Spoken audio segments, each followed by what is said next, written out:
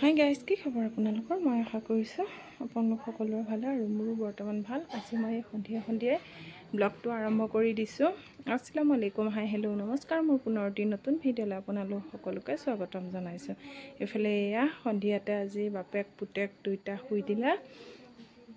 এয়া চাওক, বেটাটোৱে এদিনো ভাত খাব মন নকৰে আৰু হাজবেণ্ডেও কৈ আছিলে বোলে মই আজি ভাত নাখাওঁ, আমি দুইটা শুই দিওঁ, তেনেধৰণে কৈ আছিলে।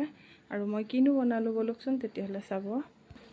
হাজবেণ্ডে আজি আনিছিল গৰুৱা মাছ 1 কেজি। এইফালে এয়া মই ৰান্ধি আছোঁ, দুভাগ কৰিছোঁ আৰু এভাগ এয়া ৰান্ধি দিছোঁ। আৰু এয়া প্ৰায় হৈয়ে গৈছে, এয়া প্ৰায় হৈয়ে গৈছে, অকণমান হৈ গ'ল আৰু অকণমান পানী কমিলে মই কাঢ়ি দিম। আৰু এইফালে এয়া ভাত আজি এনেধৰণে খাম আৰু এয়া চাওক, চাই থাকক তেতিয়াহ'লে ভিডিঅ'টো। ভাল পালে লাইক, শ্বেয়াৰ, কমেণ্ট কৰিবলৈ একদম নাপাহৰিব। প্লিজ মোৰ চেনেলটো ছাবস্ক্ৰাইব কৰি দিব। এয়া ভাত বাঢ়িলোঁ আৰু দুইজন, যিহেতু বেটা শুই দিলে।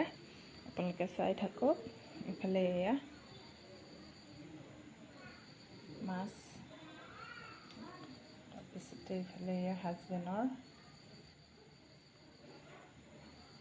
এইফালে এয়া মোৰ।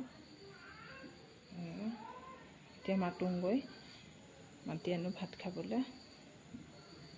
আজিলৈ আহিছোঁ, বাই বাই।